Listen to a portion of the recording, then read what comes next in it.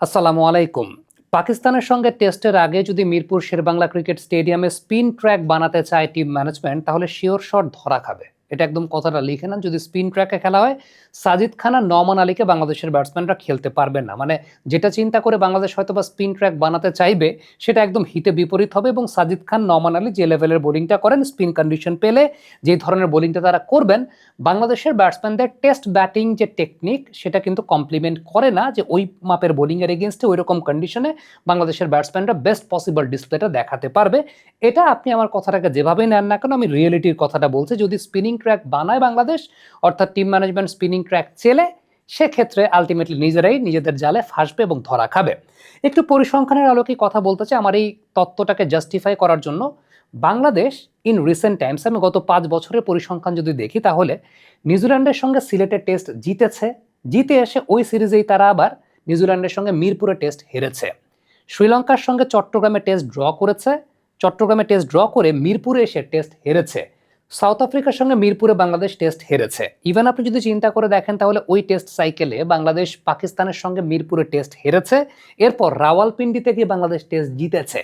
অর্থাৎ প্রত্যেকবারই আমরা যেটা দেখেছি সেটা হচ্ছে অপেক্ষাকৃত বেটার কন্ডিশনে বাংলাদেশ টেস্ট ম্যাচ জিতেছে বা ড্র করেছে, কিন্তু বাংলাদেশ টেস্ট ম্যাচ হেরেছে মিরপুরে। মিরপুরে বাংলাদেশের টেস্ট ম্যাচ হারাটা গত 5 বছর একটা কমন ফ্যাক্টর। অনেকে আছেন মুখস্থ তত্ত্ব, ক্রিকেটের খোঁজ খবর রাখেন না, একটা কথা মুখ ফসকে বলে দেন, মিরপুরে বাংলাদেশ ভাগ হয়ে যায়, মিরপুরে বাংলাদেশ অস্ট্রেলিয়া হয়ে যায়।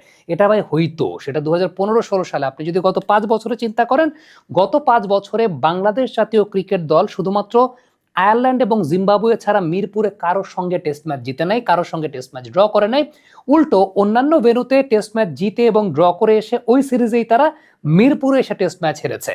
এর পেছনে সবচেয়ে বড় কারণটা ছিল মিরপুরে ওই যে একটা মুখস্থ তত্ত্ব আছে যে মিরপুরে আমরা ওই রকম উইকেট বানাবো, স্পিনিং ট্র্যাক বানাবো, স্পিনিং ট্র্যাক বানিয়ে আমরা ধসায় দিব, কিন্তু দিন শেষে নিজেরাই ধসে যাই।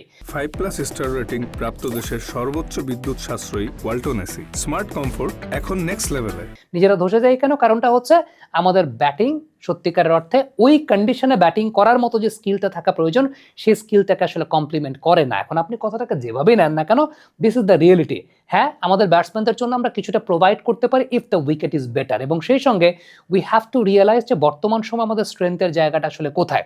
বর্তমান সময় আমাদের স্ট্রেংথের জায়গাটা heavily depending on our pace bowlers. আপনি তাসকিন আহমেদের কথা বলবেন, আপনি শরীফুলের কথা বলবেন, নাহিদ রানার কথা বলবেন, এই মাপের পেস বোলাররা এবং এরকম ফর্মে থাকা পেস বোলাররা যখন আমাদের দলে আছেন, তখন আমাদের বেটার উইকেট প্রডিউস করাটাই ভালো। আরও ভালো হয় যদি আপনি কন্ডিশনের সুবিধা নিতে চান, তাহলে উইকেটে একটু ঘাস রেখে দেন, উইকেটে একটু ঘাস রেখে দেন, আমাদের পেসাররা they can make the best use of it. আপনি যদি চিন্তা করেন যে 2024 সালে বাংলাদেশ পাকিস্তানে গিয়ে যে টেস্ট হারালো রাওয়ালপিন্ডিতে, সেই টেস্টে কিন্তু ভালো উইকেটে খেলা হয়েছে, যেখানে আমাদের ব্যাটসম্যানরা রান করতে পেরেছে। একটু এদিক ওদিক স্পিনিং ট্র্যাক যদি আমাদের ব্যাটসম্যানরা রান করতে পারে না তো, কারণ আমাদের এখনকার ব্যাটসম্যানদের হরাইজন্টাল ব্যাটে ব্যাটিং করার যে এবিলিটির জায়গাটা আছে, হরাইজন্টাল ব্যাটে শর্ট বেসড ব্যাটিং করার যে এবিলিটির জায়গাটা আছে, সেটা অনেক কম।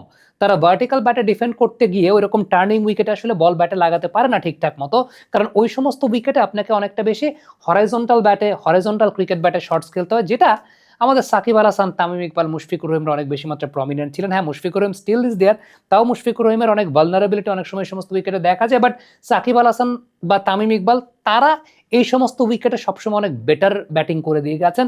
It's because of their skills. Shakib Al Hasan square of the wicket দুর্দান্ত খেলতে পারতেন, হরাইজন্টাল ব্যাটে অনেক ভালো ইউজ করতে পারতেন, তামিম ইকবাল পায়ের ব্যবহারটা খুব ভালো করতে পারতেন।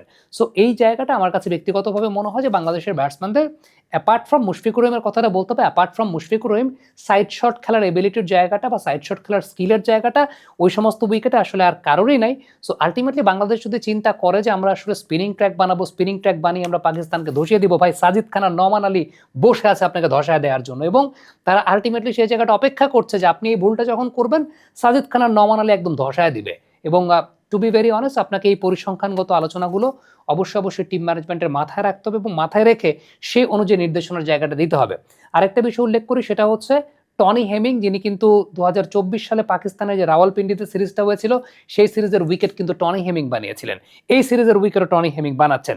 ওই সময় তিনি পাকিস্তানের হয়ে কাজ করতেন, এখন তিনি বাংলাদেশের হয়ে কাজ করেন। সো মানুষটা সেম, কিন্তু ইনস্ট্রাকশনটা দুই পক্ষ থেকে আসবে। লেটস সি যে ইনস্ট্রাকশনটা আমাদের এখান থেকে কি আসে। বাট আপনি যদি আমাকে জিজ্ঞেস করেন, আমি যদি বলি কন্ডিশনের সুবিধা যদি নিতেই হয়, কন্ডিশনের সুবিধাটা আমি আমার পেস বোলারদের জন্য নেব, নট ফর দ্য স্পিনার্স। কারণ স্পিনারদের জন্য নিলে সেটার জালে আমাকে নিজেই ফাঁসতে হবে। সাজিদ খানের ন মানালে, বারবার বলছি, সাজিদ খানের ন মানালে একদম ধসায় দিবে। কমেন্ট বক্সে আপনাদের মন্তব্য জানতে চাই।